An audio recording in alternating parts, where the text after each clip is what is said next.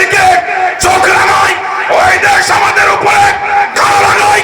বাংলাদেশে মনে করে 2 লক্ষ সৈনিক, এই 2 লক্ষ সৈনিক না, বাংলাদেশের প্রত্যেকটি ইউনিয়ন থেকে শুরু করে প্রত্যেকটি সেক্টরে হাজার হাজার সৈনিক রয়েছে, ধরে বলে ঠিক না? ভারত থেকে একটু এভাবে দিচ্ছেন, হারিকেনটা চেপে নিভে গেছে বলে পার 7-8 বার, কয়েক 3-4 বার করে প্রধানমন্ত্রী উনাকে ওনার বাসভবন থেকে টেনে হেসতে বের করুন। বলেন আমাদের ম্যাডামকে বের করেছে কিনা, চলে বলেন ঠিক কিনা? ওই দিন থেকে বুঝলাম, কেউ কারোর বাড়ির থেকে যখন টেনে দেয় বা বের করে জুলুম করে নির্যাতন করে, আল্লাহ সহ্য করে না, চলে বলেন ঠিক কিনা? স্বামী নাই, ছেলেকে তেড়ে দিয়েছে, আর এক ছেলেকে কি করেছে, শহীদ করেছে, হত্যা করেছে, তার দেশ জাতি জানে। এবং ইনাকে এত নির্যাতন নিপীড়ন করেছে, উনি ম্যাডাম বলেছিল বাংলাদেশেই থাকবো, মরলে বাংলাদেশেই মরবো, এর নাম দেশপ্রেমিক, চলে বলো ঠিক কিনা? আর তুমি ছাত্রদের খেলায় কোথায় গেলে, আকাশে কোথায় নামবে খোঁজ নাই। 11টার দিকে দেখা গেল দাদা বাবুর ঘরে, জোরে বলেন ঠিক কিনা? জোরে বলতে হবে ঠিক কিনা? দাদা বাবুর ভয় আর কতদিন থাকবে? ঐক্যবদ্ধ হয়েছি, দলবদ্ধ হয়েছি, বাংলার প্রত্যেকটা ছাত্র, শ্রমিক, সমস্ত নেতা ঐক্যবদ্ধ হয়ে দাদাকে ঘাট ধরে উনাকে বাংলাদেশে এনে, যেখানে সালাউদ্দিন কাদেরকে ফাঁসি দেওয়া হয়েছে, যেখানে কাদের মোল্লাকে ফাঁসি দেওয়া হয়েছে, যেখানে গিলানি সাহেবকে ফাঁসি দেওয়া হয়েছে, ওই মঞ্চে তোমাকে ফাঁসির কাঠগড়ায় তোলা হবে। শুধু আপনাদের একটু সমর্থন চাই, জোরে বলে ঠিক না? সমর্থন দেবেন না, সব গেছে গা। সমর্থন দিবেন, বাকিটা আমরা করবো ড্যাশ ড্যাশ। এই জন্য আপনার জানেন বন্ধুরা, আমরা জাতিতে মুসলিম, জোরে বলেন ঠিক না? হিন্দুরা এদেশে শান্তিতে আছে, হিন্দুরা শান্তিতে আছে না? হিন্দুরা সংখ্যালঘু আমার ভাই। এখানে যদি সারা বাংলাদেশেরও মানে সমস্ত মসজিদ যদি ভাঙা পড়ে, কিন্তু আমার বাড়ির পাশের মন্দির ভাঙা হবে না, জোরে বলেন ঠিক না? এই নাম রাসূল সাল্লাল্লাহু আলাইহি ওয়াসাল্লামের নির্দেশ। আমার বাড়ির পাশে সংখ্যালঘুর মন্দির পাহারা দেব, ভাঙবো না, এটা মুসলমানদের কাজ, জোরে বলেন ঠিক না? কিন্তু কোথাকার কি একটি মিডিয়া প্রকাশ করছে দেশে, আমি তখন ইন্ডিয়াতে, বাংলাদেশে একটা মন্দিরও বলে না কিছু হচ্ছে না। আমি বের হয় আমার বড় বিপদ হয়ে গেছিল। আল্লাহু আকবার, আল্লাহু আকবার। বের হয়ে আসলাম বেনাপোল বর্ডার হয়ে, তারপরে খোঁজ নিলাম এদিক ওদিক, কই এরকম কোনো ঘটনা নাই। কিন্তু ইন্ডিয়া মনে করছে এভাবে করলে এরা ভয়ে ওই যে হারিকেনে কি, হ্যাঁ একটু মগ ঘোরাবে, কম হবে বেশি হবে, সে লোক নাই। তোর মগ চালানি শেষ, জোরে বলো ঠিক না? বাংলাদেশ এখন বিদ্যুতে চলে, তুই এখনো বুঝতে পারিসনি, জোরে বলো ঠিক না? একখান ইমাম সাহেব, একটা মসজিদের ইমাম সাহেব, মোদি তুমি শুনে রাখো, একজন মসজিদের ইমাম আর তোমার 100 জন সৈনিকের সমান, জোরে বলো ঠিক না?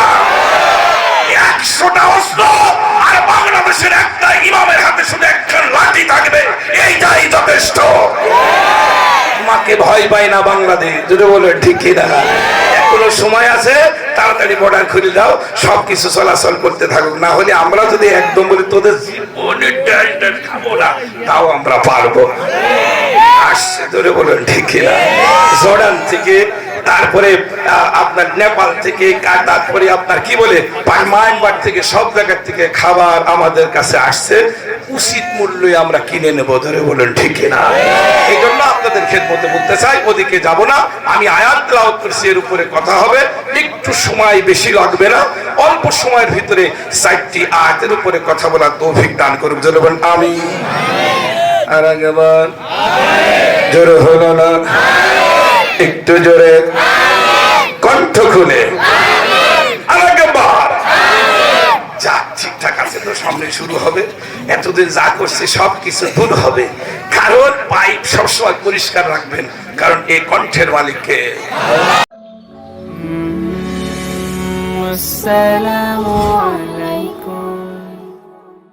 ধন্য করেছেন, সভাপতিত্ব আসন গ্রহণ করেছেন আপনাদের অর্থ মসজিদের সম্মানিত খতিব হযরত হাফেজ মাওলানা মোহাম্মদ আব্দুল মুমিন। আরো বক্তৃতা দিয়ে ধন্য করেছেন রেল মসজিদের সম্মানিত ইমাম, আমার বন্ধু হন, উনি বলছে আমার বড় ভাই আসলে হিসাব নিকাশ করে দেখা গেল সমান সমান ভাই, বুঝতে পারছেন? আল্লাহ ভাই, উনি বড় না আমি বড়, দাড়ি পাকাই বোঝা যাচ্ছে না, বুঝতে পারছেন? আল্লাহ কবুল করুক। এই 13 বছরে আমাদের দাড়ি সব পেকে গেছে, বুঝলেন? পিঠ মারতে মারতে সব শেষ, রাতের বেলা এদিক ওদিক থাকতে থাকতে সব শেষ। এই জন্য কোরআনের মাহফিলের ময়দানে কথা বলে ধন্য করেছেন হযরত মাওলানা হাফেজ আব্দুল সালাম বিন ইউসুফ। আল্লাহ পাক রব্বুল আলামিন তার নেক হায়াত দারাজ করে বলেন আমিন।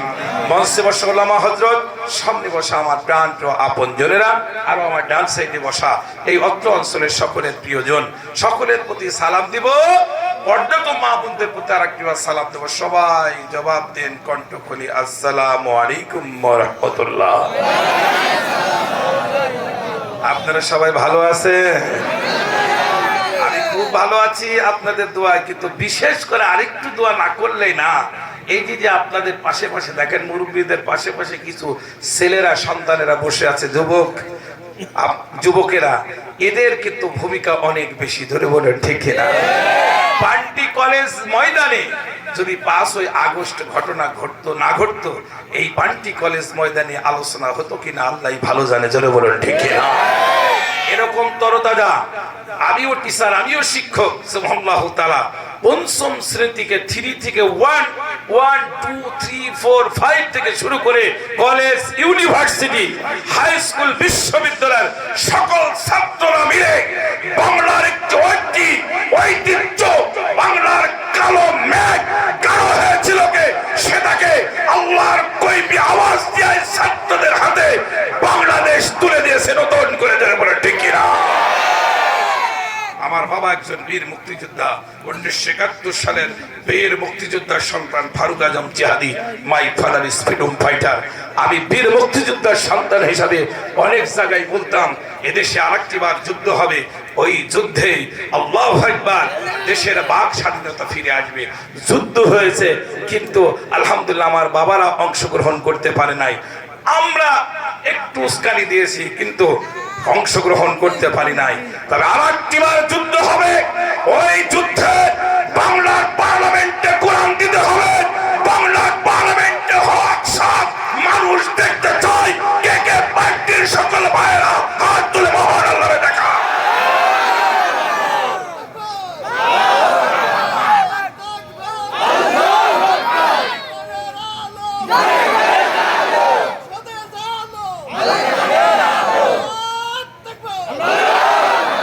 আলহামদুলিল্লাহ, আলহামদুলিল্লাহ। জীবনে তো বহুত ঘরে মানে হারিকেন চেনেন আপনারা? হ্যাঁ, হারিকেন মুরব্বীরা চেনেন, আমার ওই উস্তাদরা চেনেন, আমাদের নেতারা চেনেন, আপনারা অনেকেই চেনেন না, ছোট যারা আছেন, বুঝলেন? আগে দেখতেন যখন আমরা পরীক্ষা শুরু হতো বাড়িতে, আব্বা বলতাম যে আব্বু আগামীকাল তো পরীক্ষা, বলছে তেল নিয়ে আসো, কেরোসিনের তেল, ওর ভিতরে ঢোকায় বলে তেল নিয়ে আসলাম, কিন্তু মিট মিট করে জোরে, ব্যাপার কি? বলছে তাহলে ওর কি যেন বলে ওইটার নাম,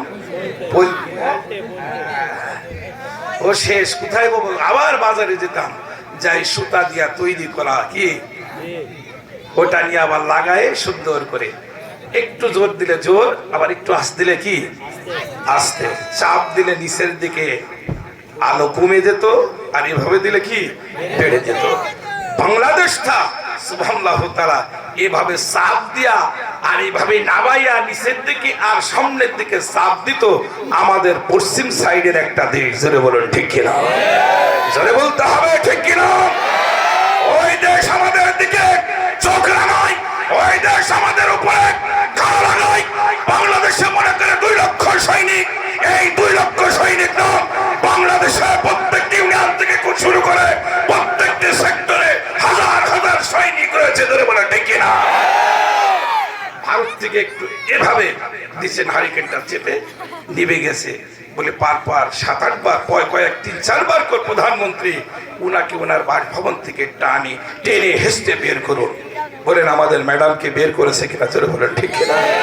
ওই দিন থেকেই বুঝলাম, কেউ কারোর বাড়ির থেকে যখন তেড়ে দেয় বা বের করে, জুলুম করে, নির্যাতন করে, আল্লাহ সহ্য করে না, জোরে বলেন ঠিক কিনা?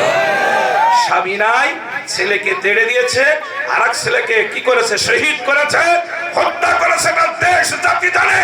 এবং ইনাকে এত নির্যাতন নিপীড়ন করেছে, উনি ম্যাডাম বলেছিল বাংলাদেশেই থাকবো, মরলে বাংলাদেশেই মরবো, এর নাম দেশপ্রেমিক। জোরে বলুন ঠিক কিনা? আর তুমি ছাত্রদের ঠেলায় কোথায় গেলে, আকাশে কোথায় নামবে খোঁজ নাই। 11টার দিকে দেখা গেল দাদা বাবুর ঘরে। জোরে বলেন ঠিক কিনা? জোরে বলতে হবে ঠিক কিনা? দাদা বাবুর ঘরে আর কতদিন থাকবে? ঐক্যবদ্ধ হয়েছি, দলবদ্ধ হয়েছি। বাংলার প্রত্যেকটা ছাত্র, শ্রমিক, সমস্ত নেতা ঐক্যবদ্ধ হয়ে দাদাকে ঘাট ধরে উনাকে বাংলাদেশে এনে, যেখানে সালাউদ্দিন কাদেরকে ফাঁসি দেওয়া হয়েছে, যেখানে কাদের মোল্লাকে ফাঁসি দেওয়া হয়েছে, যেখানে গিলানি সাহেবকে ফাঁসি দেওয়া হয়েছে, ওই মঞ্চে তোমাকে ফাঁসির কাঠগড়ায় তোলা হবে। শুধু আপনাদের একটু সমর্থন চাই। জোরে বলো ঠিক না? সমর্থন দেবেন না, সব গেছে গা। সমর্থন দিবেন, সমর্থন দিবেন, বাকিটা আমরা করবো ড্যাশ ড্যাশ। এই জন্য আপনাদের বন্ধুরা, আমরা জাতিতে মুসলিম। জোরে বলেন ঠিক না? হিন্দুরা এদেশে শান্তিতে আছে। হিন্দুরা শান্তিতে আছে না? হিন্দুরা সংখ্যালঘু আমার ভাই। এখানে যদি সারা বাংলাদেশেরও মানে সমস্ত মসজিদ যদি ভাঙা পড়ে, কিন্তু আমার বাড়ির পাশের মন্দির ভাঙা হবে না। জোরে বলেন ঠিক না? এর নাম রাসূল সাল্লাল্লাহু আলাইহি ওয়াসাল্লামের নির্দেশ। আমার বাড়ির পাশে সংখ্যালঘুর মন্দির পাহারা দেব, ভাঙবো না। এটা মুসলমানদের কাজ। জোরে বলেন ঠিক না? কিন্তু কোথাকার কি একটি মিডিয়া প্রকাশ করছে দেশে, আমি তখন ইন্ডিয়াতে, বাংলাদেশে একটা মন্দিরও বলে না কিছু হচ্ছে না। আমি বের হয় আমার বড় বিপদ হয়ে গেছে। আল্লাহু আকবার, আল্লাহু আকবার। বের হয়ে আসলাম বেনাপোল বর্ডার হয়ে, তারপরে খোঁজ নিলাম এদিক ওদিক, কই এরকম কোনো ঘটনা নাই। কিন্তু ইন্ডিয়া মনে করছে এভাবে করলে এরা ভয়ে ওই যে হারিকেনে কি, হ্যাঁ একটু মগ ঘোরাবে, কম হবে বেশি হবে, সে লোক নাই। তোর মগ চালানি শেষ। ধরে বলো ঠিক না? বাংলাদেশ এখন বিদ্যুতে চলে, তুই এখনো বুঝতে পারিসনি। জোরে বলেন ঠিক না? একখান ইমাম সাহেব, একটা মসজিদের ইমাম সাহেব, মোদি তুমি শুনে রাখো, একজন মসজিদের ইমাম আর তোমার 100 জন সৈনিকের সমান। জোরে বলেন ঠিক না? 100টা অস্ত্র আর বাংলাদেশের একটা ইমামের হাতে শুধু একখান লাঠি থাকবে, এইটাই যথেষ্ট। তোমাকে ভয় পায় না বাংলাদেশ। জোরে বলেন ঠিক না? এখনো সময় আছে, তাড়াতাড়ি বর্ডার খুলে দাও, সবকিছু চলাচল করতে থাকুক। না হলে আমরা যদি একদম বলি তোদের জীবনের ডাল খাবো না, তাও আমরা পারবো। আসছে। জোরে বলেন ঠিক না? জর্ডান থেকে, তারপরে আপনার নেপাল থেকে, তারপরে আপনার কি বলে মায়ানমার থেকে, সব জায়গার থেকে খাবার আমাদের কাছে আসছে। উচিত মূল্যে আমরা কিনে নেবো। ধরে বলেন ঠিক না? এই জন্য আপনাদের খেদমতে বলতে চাই, ওদিকে যাব না। আমি আয়াত তেলাওয়াত করছি, এর উপরে কথা হবে, একটু সময় বেশি লাগবে না, অল্প সময়ের ভিতরে 4টি আয়াতের উপরে কথা বলার তৌফিক দান করুক। জোরে বলেন আমিন। আর একবার জোরে হলো না, একটু জোরে কণ্ঠ খুলে আরেকবার। যাক ঠিকঠাক আছে তো, সামনে শুরু হবে। এতদিন যা করছে সবকিছু দূর হবে। কারণ পাইপ সবসময় পরিষ্কার রাখবেন, কারণ এই কণ্ঠের মালিককে। বিসমিল্লাহির রহমানির রহিম।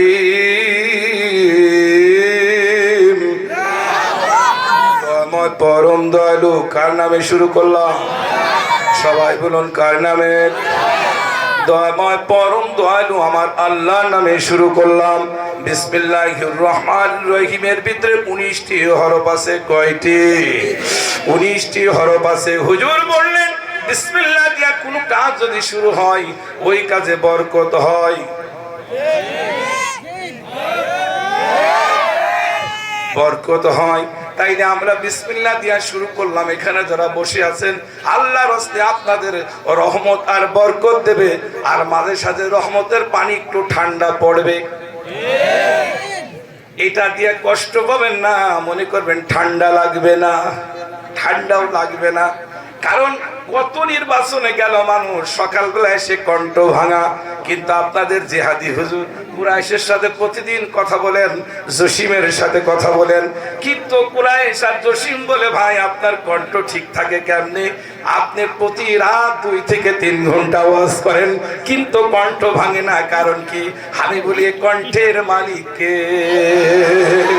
আর কণ্ঠ দিয়া আল্লাহ পাক রব্বুল আলামিনের কোরআন তেলাওয়াত করলে, আল্লাহর পক্ষে থাকলে, এরকম ভালো মানুষের পক্ষে স্লোগান দিলে ইনশাআল্লাহ অবশ্যই 100% এই কণ্ঠর জয় হবে আর ভালো থাকবে। বিসমিল্লাহির রহমানির রহিম।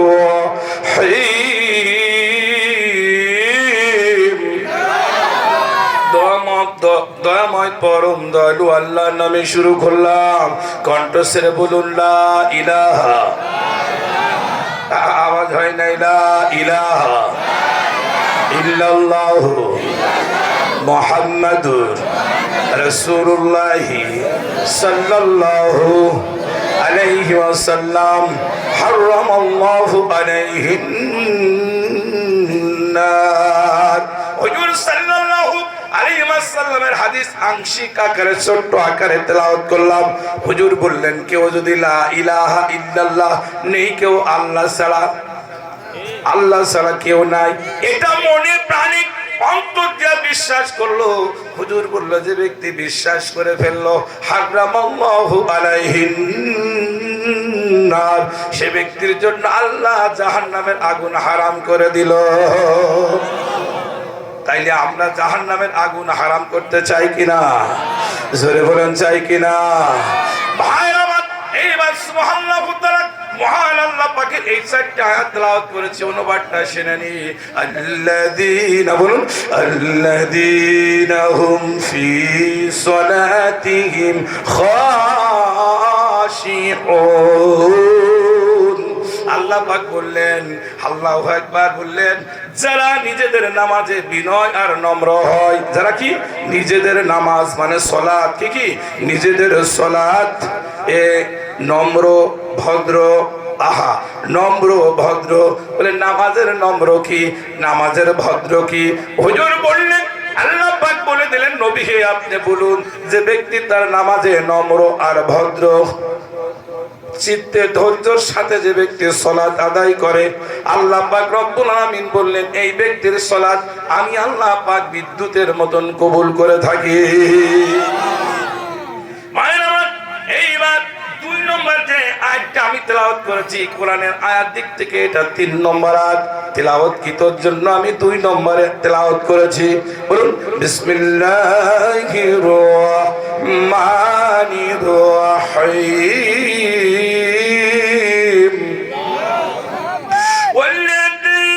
ওয়াল্লাযীনা হুম আনিল লাগবি মুরিদুন।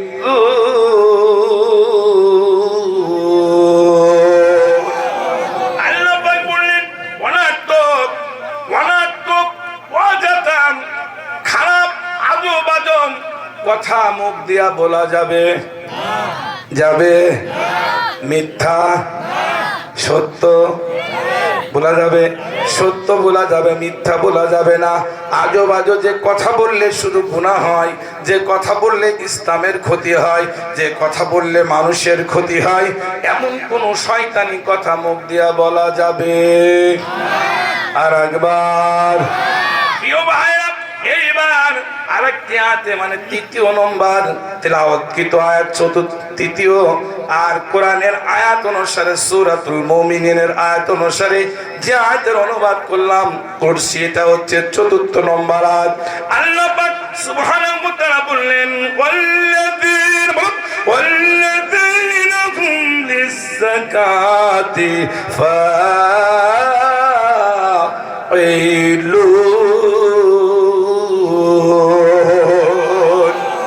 আল্লাহ পাক বললেন যারা যাকাতে সক্রিয় থাকে, কি যাকাতে সক্রিয় থাকে, আল্লাহ সুবহানাহু ওয়া তাআলা তাদেরকে মুমিনের দপ্তরে নামখানা লেখা হয়। দেশে অশান্তি থাকে না, শান্তি আর শান্তি। বলেন সুবহানাল্লাহ। দাদা শ্বশুর বলেন সুবহানাল্লাহ। আর একবার নম্বর অর্থাৎ আমি তেলাওয়াত করেছি যে আয়াতটি, ওইটা ৪র্থ নম্বর তেলাওয়াতকৃত আয়াত, কিন্তু পড়লাম ৫ নম্বর আয়াত। বিসমিল্লাহির রহমানির রহিম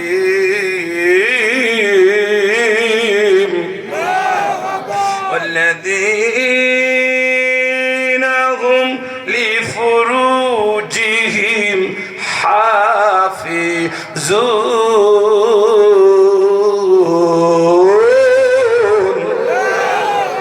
ভাইরা আমার ৫ম নম্বর আল্লাহ পাক বললেন নবীকে আপনি বলে দিন যারা নিজেদের লজ্জা স্থানের হেফাজত করে আমি আল্লাহ সুবহানাহু ওয়া তাআলা এই জাতি, এই গোষ্ঠী, এই বংশ যারা নিজের লজ্জা স্থানের হেফাজত করে আমি আল্লাহ সাহায্য করি।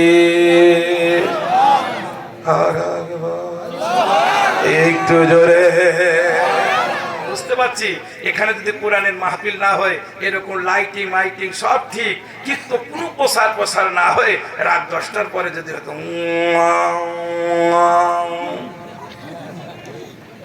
লোক কি জায়গা দেওয়া যেত?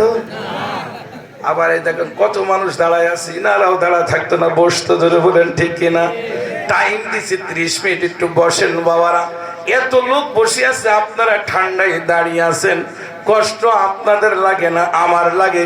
সকালবেলা চাচি আম্মা অথবা আমার খালা আম্মার সামনে যখন কাটবেন, খালা জিজ্ঞাসা করবে কি ব্যাপার, ঠান্ডা লাগছে কিনা? বলে জিহাদি হুজুরের ওয়াজ মনে করলাম টেস্ট লাগে কি লাগে না, দেখলাম একটু লাগে, তো সামান্য দাঁড়ায় শোনার কারণে এখন দেখছি আমার ঠান্ডা লাগছে। খালা আদর করবে না খারাপ বলবে? কত মানুষ বসে শুনলো, তুমি কেন দাঁড়ায় শুনবা? জোরে বলেন ঠিক কিনা? ও আমার খালুর দল, একটু বসে পড়ুন, আপনাদের বেশি সময় নেব না, একবার কণ্ঠ খুলে বলুন আল্লাহু আকবার। ভাই আমার, এই জন্য আপনাদের খেদমতে বলতে চাই, আমরা সরল অনুবাদটা জেনে নিলাম। তাহলে যে সূরাটি তেলাওয়াত করলাম, এই সূরাটির নাম সূরাতুল মুমিনুন, কোরআন শরীফে আছে। জোরে বলেন আছে? হ্যাঁ ভাইরা, এই আয়াতকৃত তেলাওয়াতকৃত আয়াতের অর্থ আমাদের জীবনে মানতে হবে। আমরা যদি মানতে পারি, আমার জীবন আপনার জীবন ধন্য কিনা? জোরে বলেন ধন্য কিনা? একটু ডাকুন আল্লাহ আল্লাহ, বলুন আল্লাহ আল্লাহ আল্লাহু লা ইলাহা ইল্লা। এই যুবকরা বলেন আল্লাহ আল্লাহ আল্লাহু লা। আল্লাহ রে ডাকি রে বান্দা, আল্লাহ রে ডাক, বলুন আল্লাহু আকবার। আল্লাহ রে ডাকি রে বান্দা, আল্লাহ রে ডাক, আল্লাহ রে ডাকতে ডাকতে, বলুন বলুন আল্লাহ রে ডাকতে ডাকতে জীবন কেটে যায়। আল্লাহ রে ডাকি রে বান্দা, আল্লাহ রে ডাক। যখন তুমি ছোট্ট ছিলে, দাঁত ছিল না মুখে। দাদা দাঁত ছিল? মায়ের পেট থেকে পড়ে কি আমাদের দাঁত ছিল? যখন তুমি ছোট্ট ছিলে, দাঁত ছিল না মুখে, আরে তরল খাবার তুলে দিলেন মা জননীর বুকে রে, মা জননীর বুকে। ওই তরল খাবার, আমরা গরম খাবার, আমরা দানাদার ভালো শক্ত খাবার খেতে পারবো না। এই জন্য আল্লাহ সুবহানাহু ওয়া তাআলা এক নয় দুই নয়, যতদিন পর্যন্ত আল্লাহ পাক খাওয়িয়েছে ততদিন তরল খাবার মায়ের আল্লাহু আকবার, আল্লাহ স্তন থেকে টুকটুক করে আল্লাহু আকবার শুষে শুষে খেয়েছি। জোরে বলেন ঠিক কিনা?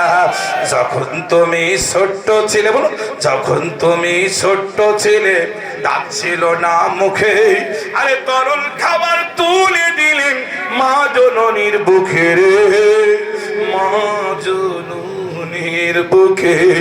আল্লাহ রে ডাকে রে বান্দা, আল্লাহ রে ডাকে লা ইলাহা, বলুন ইল্লাল্লাহ, জোরে লা। সব মুরব্বীরা বলছে, আমার যুবকরা চুপ কেন রে বাবা? একটু বলুন লা ইলাহা সুবহানাল্লাহ আলহামদুলিল্লাহ লা ইলাহা লা ইলাহা লা ইলাহা ইল্লাল্লাহ। বলুন লা ইলাহা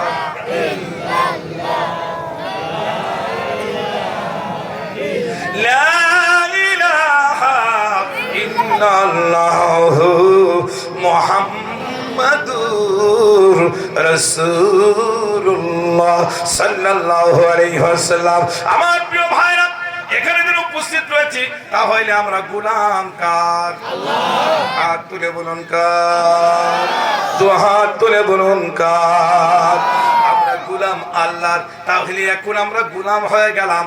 গোলাম যখনই হয়ে যাব, আল্লাহ বলছেন গোলাম যখন তুমি আমার, আমি আল্লাহ আমার পক্ষ থেকে যা যা তোমাদের দিয়ে দিলাম ওইগুলো বাস্তবায়ন করার দায়িত্ব এই গোলামদের। জোরে বলেন ঠিক কিনা? এই গোলামদের দায়িত্ব জমিনে যা যা আমার প্রয়োজন হক জিনিস এটা পালন করা এবং প্রতিষ্ঠা করার দায়িত্ব কাদের? কাদের? বিসমিল্লাহির রহমানির রহিম। আচ্ছা বলেন, এই যে আল্লাহু আকবার বলছেন, মনে হচ্ছে উলা দাবা। কি উলা দাবা বোঝেন তো? মানে এদিকে একটু বেশি আর এদিকে কম। পিছনের সাইডে যদি কম হয় আর সামনের সাইডে যদি বেশি হয় তাহলে বলে কি? দাবা। ওই দেখেন যারা গাড়ি চালান তারা ঠিকই বুঝতে পারছেন নাকি বলেন?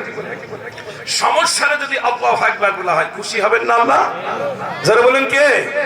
কাতার বিশ্বকাপ ফুটবল খেলা সুবহানাল্লাহু তাআলা সেই কাতারে হলো, আর আমরা রাত 2টার সময় চুপ করে চুপচাপ করে আছি। যেই না নেইমারের পায়ে অথবা মেসির পায়ে বল আসছে, মেসির দলের লোকজন খুব খুশি। যারা বলেন ঠিক ঠিক এরকম করছে, গোল গোল গোল। যারা বলেন ঠিক কিনা? ওতে কি সওয়াব ছিল? কোনো সওয়াব নাই। কিন্তু আল্লাহর কোরআনের আয়াত পড়লে, আল্লাহু আকবার বললে সওয়াব আছে কিনা? জোরে বলেন আছে কিনা? তাইলে গোলাম যখন আল্লাহর হব, আল্লাহ 4টি দায়িত্ব দিল গোলামদের। কয়টি? ওই ব্যক্তি গোলাম হবে যার 4টি দায়িত্ব নিজে পালন করে এবং করান। 4টি দায়িত্ব পড়ুন। বিসমিল্লাহির রহমানির রহিম।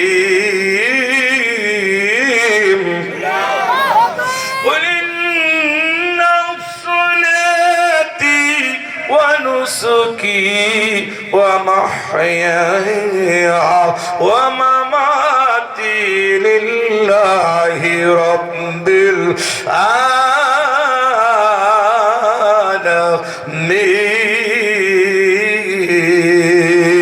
العالمين। ভাই আমার, আল্লাহর গোলাম ওই ব্যক্তি যে বলবে আমার নামাজ কার জন্য? হাত তুলে বলুন কার জন্য? বলবে আল্লাহর জন্য। 2 নম্বর হাত তুলে বলুন 2 নম্বর শর্ত বলে মাই স্যাক্রিফাইস, আমার কুরবানি কার জন্য? 1 নম্বর আমার নামাজ আল্লাহর জন্য, 2 নম্বর কুরবানি আমার জন্য। আমার জন্য মানে কার জন্য? আল্লাহর জন্য। 3 নম্বর আমার জীবন কার জন্য? আর 4 নম্বর মরণ কার জন্য? আমার জীবন, আমারই মরণ, আমার জিন্দেগি কবুল করেন ইয়া ইলাহি, আমার বন্দেগি, আমার জিন্দেগি। পৃথিবীর কারোর জন্য না, মরণও মরতে হবে আল্লাহর জন্য। আল্লাহু আকবার। মরতেও হবে আল্লাহর জন্য, জীবিত থাকতে হবে কার জন্য? যারা বলেন কার জন্য? এখন যদি ঘোষণা হয় বাংলাদেশের সকল ভাইরা ঐক্যবদ্ধ হন, ইহুদি নাসারদের সাথে আমাদের যুদ্ধ করতে হবে। রাজি আছেন কে কে এই যুদ্ধে? হাত তুলে মহান আল্লাহরে চিৎকার দিয়ে জানিয়ে দিয়ে। তাহলে আমরা সকলেই সেই মহান আল্লাহ পাকের পক্ষ গোলাম হয়ে কাজ করব। কিন্তু বাংলাদেশে কারোর চোখ রাঙানো চলবে না। বাংলাদেশের দলগুলো আছে, বিএনপি, জাতীয় পার্টি, অন্যান্য দল, জামাত, সব সহ এরা সব ভাগাভাগি করে সুন্দর করে রাষ্ট্র চালাক, এটা আমরা চাই কিনা? আমরা যে কেউ একক ভাবে যাই এই করবে সেই করবে, আমরা ওটার দিকও না। আমরা চাই ইউনিয়ন থেকে শুরু করে সংসদ পর্যন্ত হক এবং সুদমুক্ত বাংলাদেশ আমরা সাধারণ মানুষ চাই। জোরে বলেন ঠিক কিনা? যদি চাই, এইটা করতে গেলে জীবন দিতে হতে পারে কিনা? কত মানুষ জীবন দিয়েছে, কত মানুষ জীবন দিয়েছে। আমরা শুধু তাদের নামগুলো বললেও আমাদের অন্তরের ভিতরে কাঁপে। বুলেটের সম্মুখে বুকটা পেতে দিয়েছিল রংপুরের আবু সাহেব, মাতর সন্তান, আল্লাহু আকবার, বাবা মায়ের ইয়ে করে নাই, মনে করেছে আমার একটা জীবনের বিনিময় যদি রংপুর স্বাধীন হয়, বাংলাদেশ স্বাধীনতা পায়, নতুন করে পাক স্বাধীনতা, আলেম ওলামা ফিরে পাক, দেশের মানুষ চায়ের দোকানে এক একটি জায়গায় ভালো কথা বলতে পারুক, আমি জীবন দিয়ে দেবো। হাতটা উঁচু করে শহীদ হয়েছে। ধরে বলেন ঠিক কিনা? এই জন্য আপনাদের খেদমতে বলতে চাই, কত মানুষ শহীদ হয়েছে, কত মানুষ শহীদ হয়েছে। মালিক ভাইয়ের মা, কাশিম ভাইয়ের মা, সাব্বির ভাইয়ের মা, মালিকও তো মারা গেল, সাব্বিরও মারা গেল, সবাই তো মারা গেল। আমার কুমারখালীর আবরারও মারা গেল। জোরে বলেন ঠিক কিনা? কি দোষ ছিল? একটা শুধু ভারত বিরোধী স্ট্যাটাস দিয়েছিল, যার কারণে কুমারখালীর কৃতি সন্তান পাগলের মতন রাতের বেলা ধরে নিয়ে তাকে নির্মম ভাবে শহীদ করা হয়েছে। ধরে বলেন ঠিক কিনা? আমরা এই আবরারের জন্য এই কুষ্টিয়াতে আরো কিছু চাই। ধরে বলেন ঠিক কিনা? মালিক ভাইয়ের মা, কাশিম ভাইয়ের মা, আবরারের মা, মাসুম ভাইয়ের মা, বিলাল ভাইয়ের মা, মুজাহিদ ভাইয়ের মা, তোমরা বড়ই ভাগ্যবতী, আন্ন ধরাই দিনের জ্যোতি, সালাম জানাই তোমায় ফেরেশতা মা, সালাম জানাই তোমায় ফেরেশতা।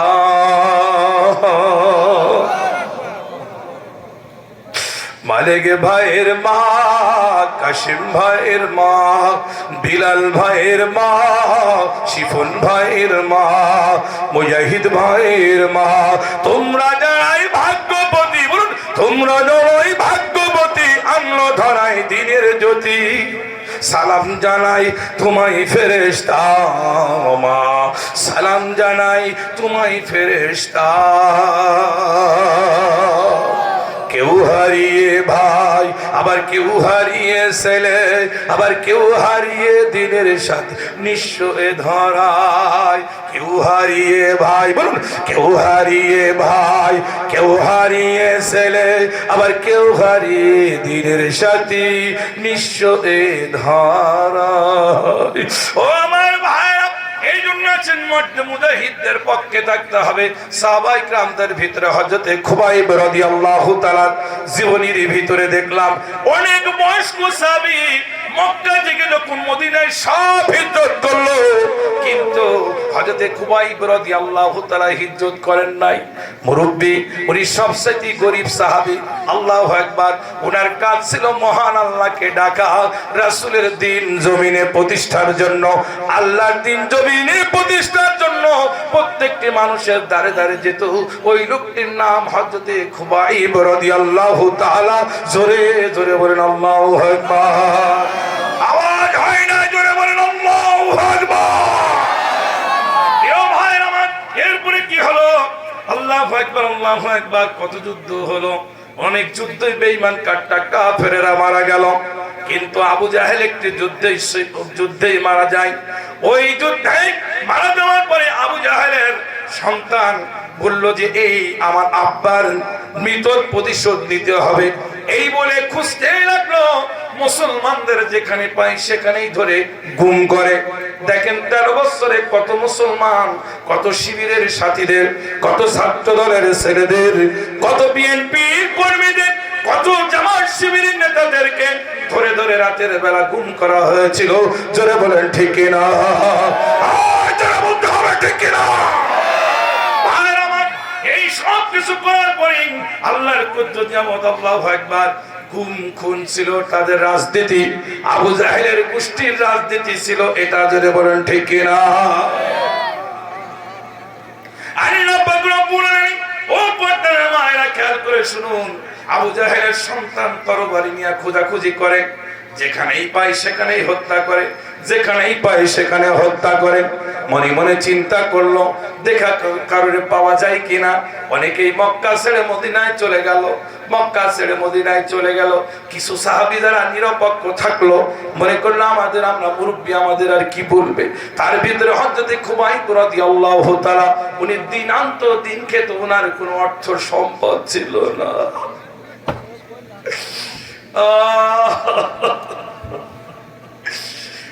মানুষ কেমন নির্মম ভাবে মানুষে তো নির্যাতন করে শহীদ করেছে, সেই জিনিস আমাদের মাঝেও হয়েছিল।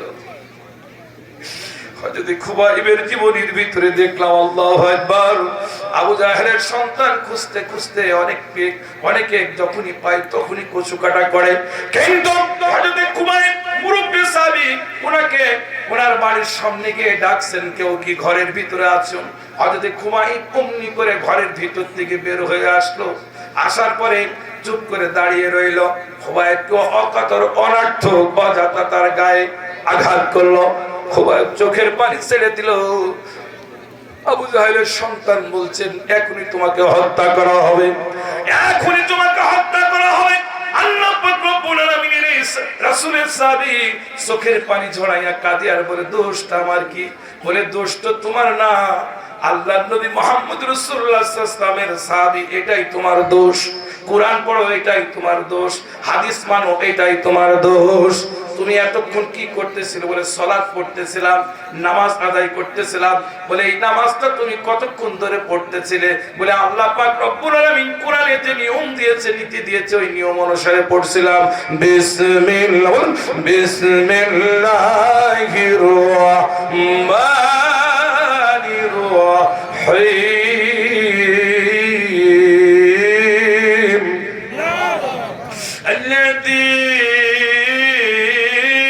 الذين هم في صلاتهم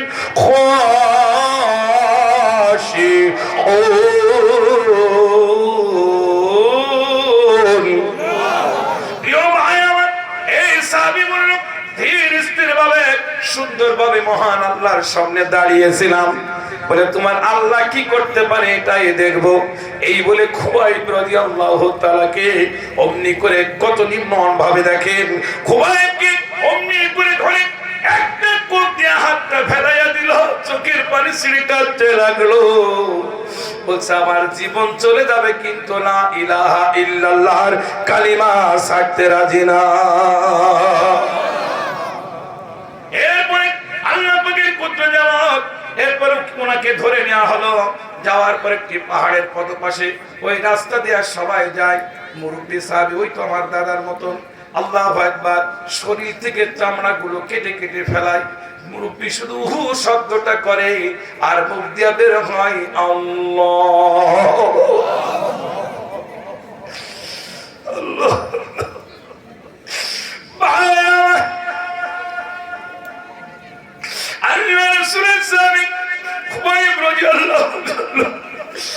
এত কষ্ট দিয়েছে, নাকটা কাটা হলো, শরীরের অঙ্গ প্রত্যঙ্গ কাটা হলো, রক্ত ঝরতে লাগলো, দুর্বল হয়ে পড়ে, কণ্ঠ দিয়ে আল্লাহর আওয়াজ বের হয় না, তাও চোখ দিয়ে আল্লাহ বলে।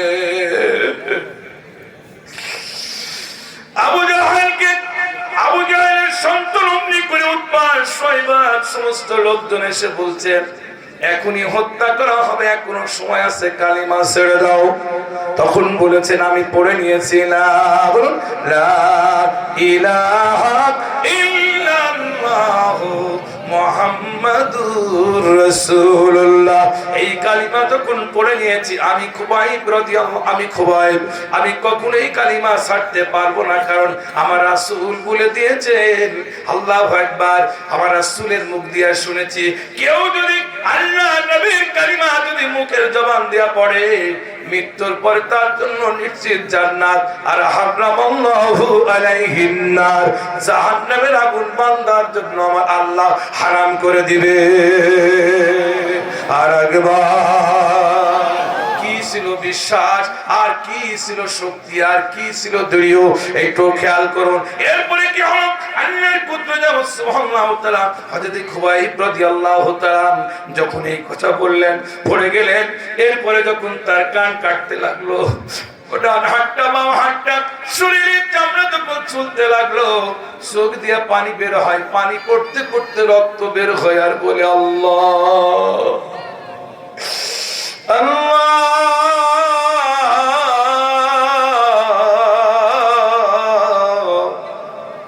তোমারে ভালোবাসি। আল্লাহ পৃথিবীর কাউরে ভালোবাসি না, তোমার নবীকে আর তোমার ভালোবাসি। আল্লাহ কোরআনে বলে দিলেন, আল্লাহ পাক রব্বুল আলামিনকে ভালোবাসেন।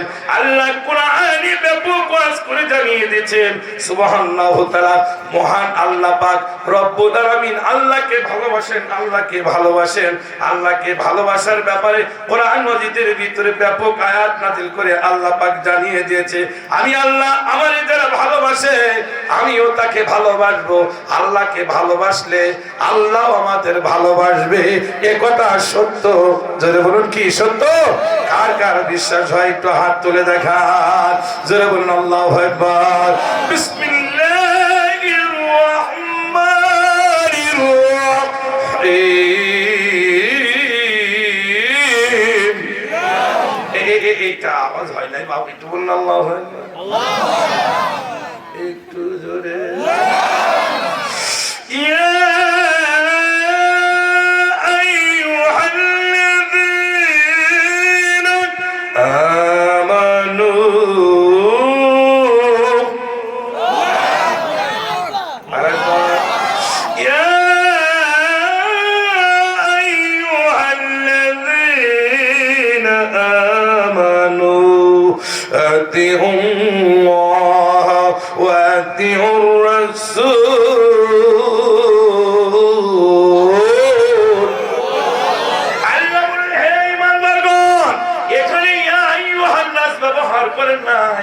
নাস ব্যবহার করেন নাই, এখানে ইয়া আইয়ুহাল্লাযীনা আমানু ব্যবহার করেছে।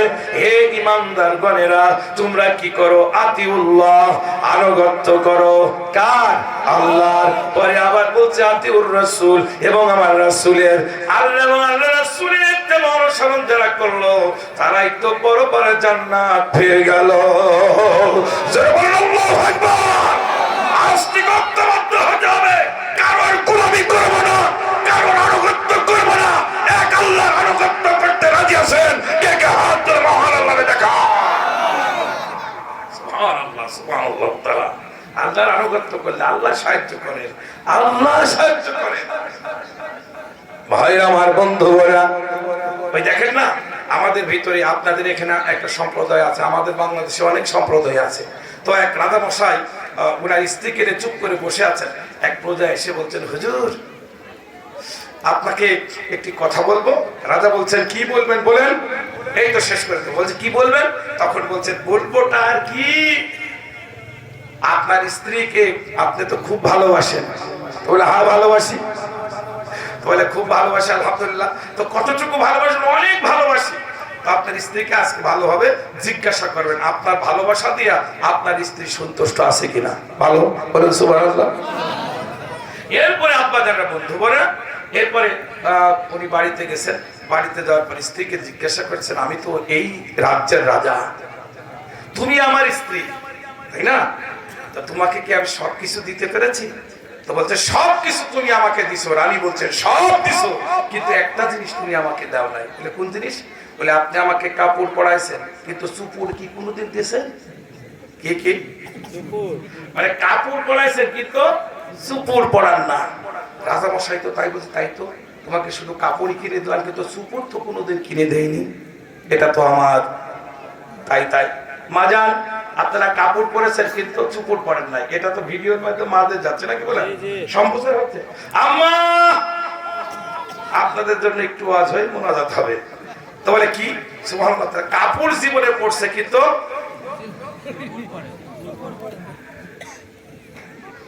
এরপরে বলছে চুপুর পড়ি নাই। তার চুপুর কি জিনিস? স্ত্রী বলছেন আমাকে চুপুর যদি কিনে দেন তাহলে আমার রানী বলছেন সবকিছু আমার কি আলহামদুলিল্লাহ আলহামদুলিল্লাহ। তো কাপড় পরেছে কিন্তু কি চুপুর পরে না। প্রিয় ভাইরা আমার, এইবার আসেন আপনাদের এবার চুপুর কি জিনিস একটু আপনাদের বোঝাই, চুপুরটা কি জিনিস। এরপরে রাজা মশাই মন্ত্রীদেরকে ডেকে বলল, আমি অত শত বুঝি না, আমার স্ত্রী সবকিছু পড়েছে আলহামদুলিল্লাহ, কিন্তু তিনি সবকিছু পড়েছেন এক সপ্তাহের ভিতরে, আমি চুপুর চাই। মন্ত্রীরা এলাকায় ঘোষণা করে দাও, দেখো চুপুর বানাতে পারে কে। বড় বিপদ। যুবকরা মনে রাখবা, কাপড় আর কি চুপুর। রাজামশাই যখন বলে দিল যদি এক সপ্তাহের ভিতরে তুমি চুপুর কেউ না আনতে পারো সব কটার গর্দান দেবো। মন্ত্রী তো এরকম শুধু খালি আল্লাহ বিপদে পড়ছি, বিপদে কি করি কি করি।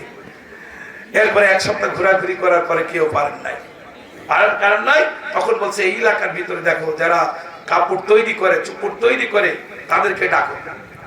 তো বলছে এখানে কারিগর সম্প্রদায় আছে তাদেরকে ডাকি। ভালো, তারা ডাকছে। ডাকার পরে বলছে আপনারা সবকিছু তৈরি করেন, চুপুর তৈরি করেন, আমার স্ত্রীর জন্য চুপুর তৈরি করে দেবেন, না হলে আপনাদের 3 দিনের ভিতরে সবকটার গলা কেটে যাবে। আচ্ছা বলেন রাজার আইনে তো বড় বড় বিপদ। চুপচাপ করে আছে একজন ওইটি দাঁড়া বলছে হুজুর আপনি টেনশন করবেন না, আমাদের মন্ত্রী মহোদয় আমি চুপুর তৈরি করবো। 100 জন লোকের 99 জন লোকের দিকে তাকাচ্ছে, জীবনে কোনোদিন লুঙ্গিও তৈরি করি নাই, কাপড়ও করি নাই, ও চুপুর তৈরি গেল আমাদের জীবন। প্রিয় ভাই আমার, এরপরে কি করলো উনি যখন বলছেন হুজুর কাপড় চুপুর তৈরি করতে, এই চুপুরটা তৈরি করতে কমপক্ষে 6 মাস সময় লাগবে। কয় মাস?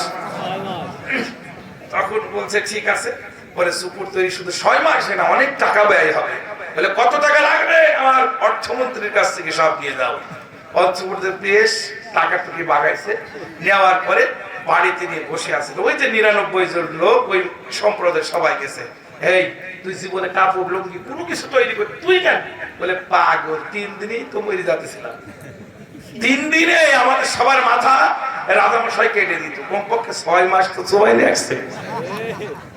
আর আপনারা টেনশন করবেন না, একটা ব্যবস্থা হবে। ঠিক আছে। এরপরে গেল 1 দিন 2 দিন 3 দিন 4 দিন 5 দিন, এইবার 5 মাস 29 দিন যেই হয়েছে, 30 দিন হলে কয় মাস হবে? 6 মাস হবে। রাজার দরবারে গিয়ে এইবার চুপ করে দাঁড়িয়ে গেছেন। রাজামশাই চতুর্দিকে ঢোল পিটাই দিচ্ছে, আমার স্ত্রীকে আজকে চুপুর দিবে। তোমরা চুপুর জীবনে নাম শুনেছো, দেখো নাই, পড়ো নাই, আর আমার স্ত্রীকে চুপুর পড়াবে, তোমরা দেখবা। তাইলে বুঝেন এই স্লোগান যদি দেয় তো দেশে কি লোক থাকে? হাজার হাজার লোক আসছে। এইবার উনি অগ্নি করে 100 লোকজন চিন্তা করছে আজকে আমাদের গর্দান যাবে, এতে কোনো সমস্যা নেই। মনে মনে চিন্তা করছে আরো পাগল কিছু নিয়ে আসে না, একখান এরকম কি বলে বাজার করার নাম, ওই ব্যাগ, ব্যাগটা এনে চুপ করে কাছে দিয়ে কারোকে দেখাচ্ছে না, খালি এইভাবে রাখছে। সবাই খালি ব্যাগের দিকে লক্ষ্য। রাজামশাই আপনার সবাই লোককে বসতে বলুন। সবাই বসে বলল রাজামশাই আমার চুপুর তৈরি করেছি 6টা মাস খুব কষ্ট করে। আমার চুপুরের একটা মহত্ব রয়েছে, একটা গুণ আছে। এই চুপুর ওই ব্যক্তি দেখতে পাবে যে সৎ সন্তান, নেক সন্তান, হক সন্তান, বাপের অবৈধ সন্তান যারা চুপুর তারা দেখতে পাবে না। স্লোগান মাইরে দিতেছে, সব ঠিক আছে, সমস্যা কি? মাঝখানে উঠছে। এরপরে বলছে রাজামশাই দেখেন, এইবার বলছে আমার চুপুর বাইর করছে, আপনারা কি দেখতে পাচ্ছেন? দেখেন চুপুর চুপুর চুপুর চুপুর, অথচ হাতে কিছুই নাই, চুপুর চুপুর দেখতে পাচ্ছেন। কেমন আছে? কত সুন্দর। সবাই খালি করে। হঠাৎ করে মন্ত্রী মহোদয় সবাই মনে করছে বিপদ। এখন যদি বলি দেখা যাচ্ছে না, তাই তো বলবে কি জারুর সন্তান। স্বরাষ্ট্রমন্ত্রী টুক করে উঠে বলছে খুব ভালো দেখা যাচ্ছে, খুব ভালো দেখা যাচ্ছে। বাকিগুলো মনে মনে চিন্তা করছে তাই তো বিপদ। ও দেখতে যখন পাচ্ছে, তাহলে আমি যদি না পারি তাহলে আমাকে মন্ত্রী আর মন্ত্রিত্ব রাখবে না। বাকি মন্ত্রীগুলো বলছে খুব ভালো দেখা যাচ্ছে, খুব ভালো দেখা যাচ্ছে। রাজা মশাই চিন্তা করলো আমি তো দেখতে পাচ্ছি না, তাইলে এরা তো আমার রাজাগিরি হবে না। উনি বলছে খুব ভালো দেখা যাচ্ছে, খুব ভালো দেখা যাচ্ছে। তাইলে বসে আমাদের দেশটা ঠিক এরকম হয়েছিল, জোরে বলেন ঠিক কিনা? কোনো উন্নতি নাই, রাস্তার খোয়া নাই, কিছু নাই, অথচ একেবারে বিশাল একখান ব্রিজ, পাশে এদিকেও কোনো রোড নাই, ওদিকেও রোড নাই, জোরে বলুন ঠিক কিনা? বাবাদের হাফ কিলো এদিক ভালো করার দরকার ছিল, ওদিকে half kilo, half kilo, half kilo, 1 kilo সহ ব্রিজ করার কথা ছিল, জোরে বলুন ঠিক কিনা? এই হাফ কিলো খেয়েছেন, ওদিকে হাফ কিলো, অর্থাৎ সে 1 কিলো রাস্তা খেয়ে একখান ব্রিজ দিয়ে মানুষকে বলেছে চুপু দেখো কেমন দেখা যাচ্ছে, জোরে বলেন ঠিক কিনা? বাংলাদেশটাকে নষ্ট করেছে এই নাস্তিক বেহায়াত দল, জোরে বলতে হবে ঠিক কিনা? নারে তাকবীর। আমরা কোথায়? আমাদের সুপুর পড়ায় দিয়েছেন।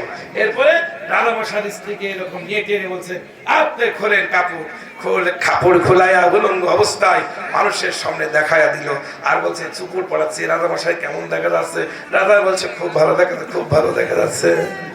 তাইলে আমাদের দেশটা এরকম হয়েছিল কিনা, ধরে বলেন ঠিক কিনা? আর বাংলাদেশে আজ থেকে সজাগ থাকতে হবে। ও যুগের দলেরও আজ থেকে সজাগ থাকতে হবে। বাংলাদেশে আর কখনো কোন সময় কাউকে চুপুর পড়াতে দেওয়া যাবে অবৈধ ইসলামিক কোন রাজনৈতিক নায়ককে আর ক্ষমতায় বসতে দেওয়া যাবে। আপনাদের ছেলে সন্তানগুলোকে বাংলাদেশ ইসলামী ছাত্র শিবিরে যোগ দিতে বলুন, কারণ সেখানে কোরআনের শিক্ষা হয়, যারা বলেন ঠিক কিনা? ওখানে কোরআনের নীতি শেখানো হয়, ওখানে ইয়াবা গাঁজাখোরের বিরুদ্ধে ফতোয়া দেওয়া শেখানো হয়, যারা বলেন ঠিক কিনা? বাংলাদেশে এমন একটি সংগঠন আছে ফজরের নামাজের আযান হলে মসজিদে যেতে বাধ্য হয়, ওটা বাংলাদেশ জামাত ইসলাম, যারা বলেন ঠিক কিনা? এইসব ভালো ভালো দিকে যান। আপনার মেয়ে কেন ইউনিভার্সিটির পরে অন্যান্য জায়গায় পড়ে, আপনার সন্তান কেন খারাপ হবে? আমার আম্মা জানেরা, আমার ভাইরা, আপনাদের সন্তানগুলোকে ইসলামী বিশ্ববিদ্যালয় ছাত্রী সংস্থায় যোগ দিতে বলুন, কারণ ওখানে শেখানো হয় বেপর্দা বেহায়াতে বেড়ালে কি অবস্থা হয়, যারা বলেন ঠিক কিনা? এই জন্য আজ থেকে উন্মুক্ত হয়ে আপনাদের চরিত্র ঠিক রাখতে হলে, ছাত্রদের যদি ঠিক রাখতে হয়, ছেলে সন্তানদের ঠিক রাখতে হলে, এই যে এই সব থেকে যদি বাঁচতে হয়, একটা ইসলামী সংগঠনে ছেলেগুলো দিয়ে দিন, ধরে বলেন ঠিক কিনা? আর ওয়াজ নাই, অনেক ওয়াজ করেছে আলহামদুলিল্লাহ। এখন দোয়া হবে, বাবারা বসে পড়ুন, যাই নামাজে যেভাবে বসে সেভাবে বসেন, বসেন, যাই নামাজে নিতে বসুন। আমরা এদিকে যারা অনেক রাত হয়ে গেছে, আল্লাহু আকবার, আপনাদেরকে এখনই দোয়া হবে। আল্লাহু আকবার, আল্লাহু আকবার। সবাই সবাই সবাই সবাই বসে নাউযুবিল্লাহি মিনাশ শাইতানির রাজিম। এই দাঁড়ানো মানুষগুলো একটু বসে দোয়া করে দেন, শেষ জীবনের সেই দোয়া। আজকের পরে আপনারা বাঁচতেও পারেন, নাও পারেন, জোরে বলেন আল্লাহু আকবার। সকলে আমার সাথে বলুন তওবা, আস্তাগফিরুল্লাহ রাব্বি মিন কুল্লি জামবি ওয়া আতুবু ইলাইহি লা হাওলা ওয়ালা কুওয়াতা ইল্লা বিল্লাহিল আলিয়্যিল আযীম। সবাই একটু দাঁড়ায়, নবীর শানে একটু সালাম জানাই। ইয়া নবী সালাম, ইয়া রাসূল সালাম আলাইকা, ইয়া হাবিব আসসালাতু ওয়াসসালামু আলাইকা, ইয়া রাসূলুল্লাহ আসসালাতু ওয়াসসালামু আলাইকা, ইয়া হাবিবাল্লাহ।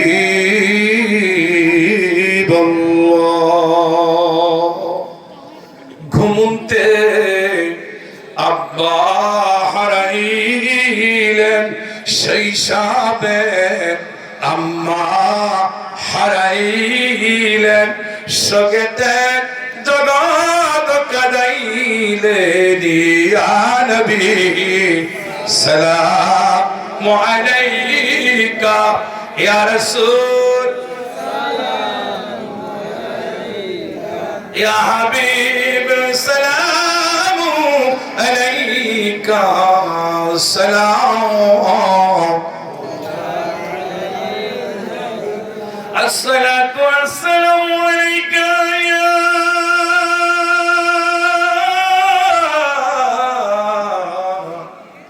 رسول الله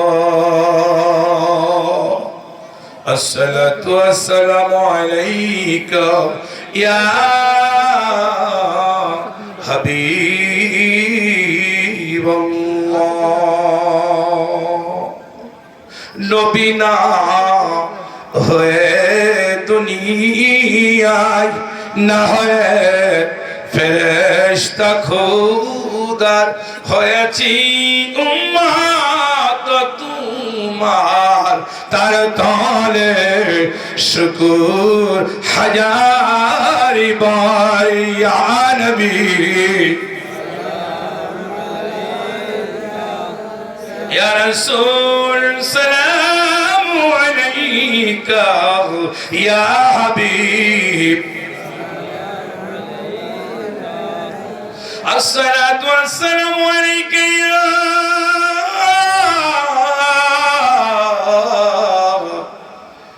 شفيع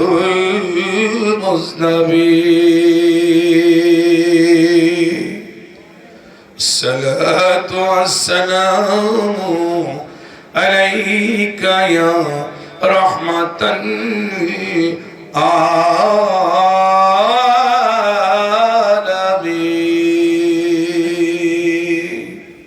জিবরাইল ডাকে বারবার খুলে দাও আসমানের দ্বার এসেছেন নবীদের সন্তান করিতে আল্লাহর দিদার ইয়া নবী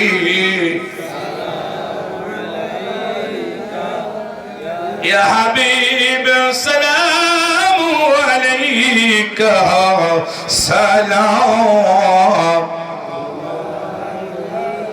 الصلاة والسلام عليك يا رسول الله الصلاة والسلام عليك يا حبيب الله بلغ العلا بكماله كشف الدجى بجماله حسنت جميع خصاله صلوا عليه وعلى آله আলহামদুলিল্লাহ। আব্বা জানেরা আপনাদেরকে অনেকক্ষণ ধরে আসলে হুবাইবের জীবনটা অনেক বড়। আমি তো দেখছি অনেক প্রচন্ড ঠান্ডা পড়ছে, রাত 12টা হয়ে গেছে, পার হয়ে গেছে। এই জন্য আমি আর আলোচনা আল্লাহ তৌফিক দিলে আসে অনেক প্রোগ্রাম আছে, একটু সকাল সকাল উঠে আল্লাহ আকবার প্রোগ্রামের বাকি অংশটা সেরে ফেলবো ইনশাআল্লাহ। আশা করা যায় আজকে আর আলোচনা নয়। আব্বা জানেরা আপনারা কি কষ্ট পেলেন? বাকিটুকু আল্লাহ তৌফিক দিলে আলোচনা ইনশাআল্লাহ হয়ে যাচ্ছে। আমি কোরআনের হক আদায় করে কথা বলার চেষ্টা করতে হয়তো পারি নাই, এই জন্য মহান সুবহানাহু তাআলার কাছে ক্ষমা চাই। আল্লাহ আমাকে ক্ষমা করুক, আপনাদের সকলকে এই মাহফিলের ওসিলা করে আমাদের সবাইকে মাফ করে দিই, বলেন আমিন। আর একবার